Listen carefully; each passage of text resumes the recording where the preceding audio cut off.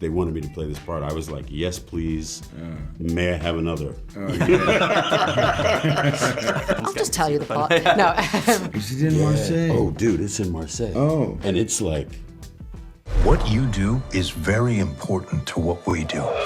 Let us handle this. I want mission-specific training, cash, and a new identity.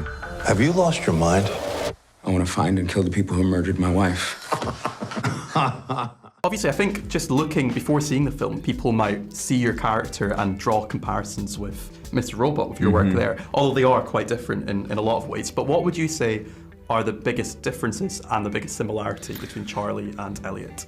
I would actually speak to our director, James Hawes, about that quite a bit, because I wanted to make sure they were very different.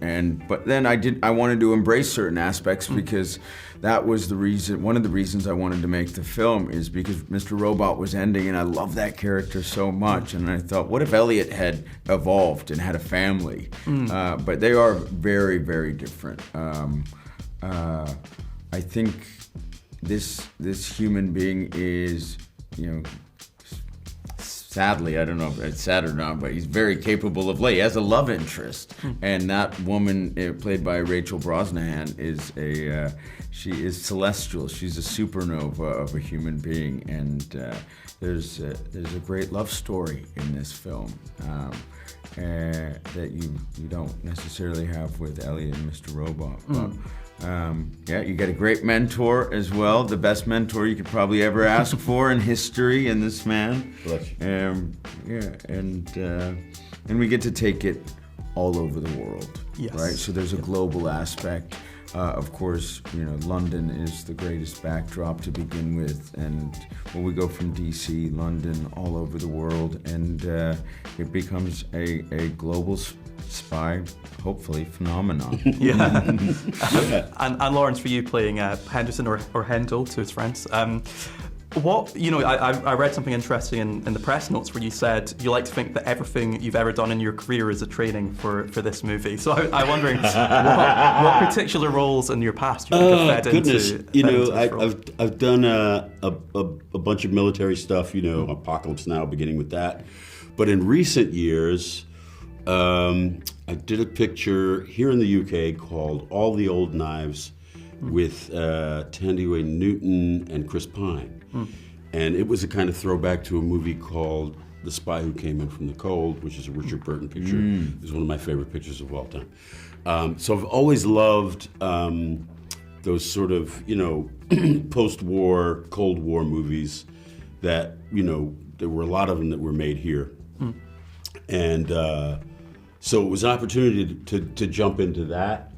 And I'm an admirer of Rami's work. I mean, this man is absolutely singular, and his talent and his intelligence, his spirit, it's all just undeniable.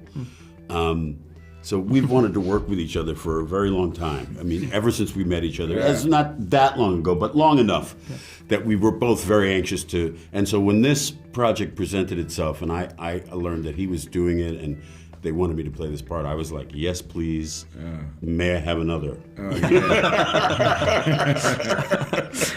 You mentioned the kind of globe-trotting aspect of it as well, and obviously you go to, some incredible locations. Did you have any particular favorite places to shoot at in this film, to shoot in? I loved shooting in Marseille, outside of, when you get to shoot in London, a lot of things film here, but to be moving locations, in this city that's an extraordinary experience.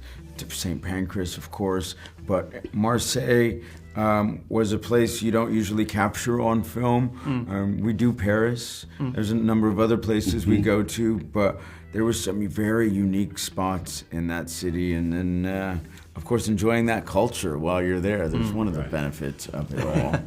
You got to soak in some of it when you're doing something as gritty as this film is. And Marseille's got a really, really deep kind of cinematic history in terms of the movies that have been made there that people love. So, like French Connection 2, the picture that Matt Damon did, that takes place in Marseille. Which You know, did this he picture do? where, about him and his daughter. He's Was like, that Stillwater? Was it Stillwater. called? Is it in Yeah. Marseille? Oh, dude, it's in Marseille. Oh. And it's like, it's wicked cool. It's really gritty, and it's like, and this one, you know. Okay, it's like, cool. Yeah. There's some movies that have been there. It always, Marseille is a character. It is a character. It's really amazing. Oh, Marseille is brilliant. I hadn't been there before. It's a fantastic city. We used the coastal part as just outside of Istanbul in Turkey, and we also shot in Istanbul as well, which was amazing. You know, Marseille's incredible. Rami organised a dinner for cast and crew, which was up on top of the Corbusier building on the rooftop one night, which was pretty epic and spectacular. So that's one of the ones I'll remember. You know, obviously you're playing a character in this who we hear about in a certain sense before we meet her, and then she maybe subverts expectations, certainly of Rami Malek's character in the film. Is it quite interesting to play a character like that, where there's a sense of mystery before we meet them and then, you know, get to explore that?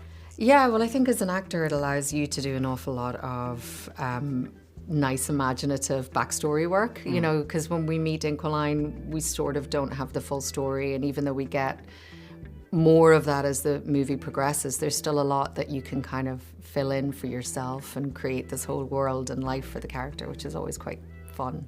Yeah. Did you do any kind of, was there particular research you did into, for example, what it's like to be an asset or a source for the CIA living away, and yeah, what kind of research can you do? Well, yeah, I mean, there's not a huge amount. I mean, I kind of am a bit nerdy about stuff like that. You know, there's Legacy of Ashes is a great book, which is sort of all about the CIA and their different, I don't know, projects that they've had over the years and how some of them went wrong, and some about some of their spies and all of that. So I've read that before. But Inqualine sort of lives outside of that. She is a bit of a lone wolf, which is kind of interesting. And I think I went sort of with more that she is somebody who's working in a kind of new way. I mean, yes, you know, her background sort of comes from that world, but what she's doing is sort of on her own terms and in her own way, which is quite nice. Yeah, and obviously you've got a lot of scenes with Rami Malek, who is a producer in the film as well as star in it. How did that kind of, his passion for the project come across when you were working from him? Because it clearly is something that he was very keen to do. Yeah, and he was brilliant. I mean, first of all, you know, it's the way this movie works is, you know, it's so fast moving, and Rami's character, how it travels through, and he meets all of these people at different points. So I think each of us sort of came in and sort of had this block of time with the production and then left, and then the next person came in and was new. So first of all, he was so welcoming. He was the most amazing partner, I guess, when you show up to set, because there's a lot of stuff, and he has so much dialogue and he has so much work.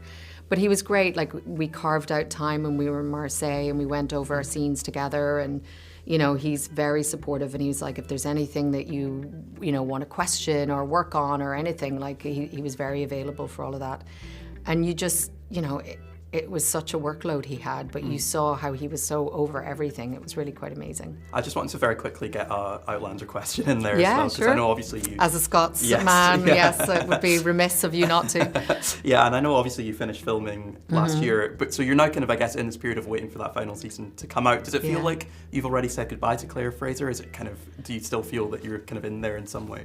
I mean, I feel I have, but it's weird, yeah. I mean, in some ways it sort of feels like maybe we're waiting for the next season to start. You know, we always have these hiatuses, but, you know, I feel like I'm slowly saying goodbye to her. It's sad, but she'll always be with me. I mean, you play a character for 11 years, it becomes part of you and part of your life, so...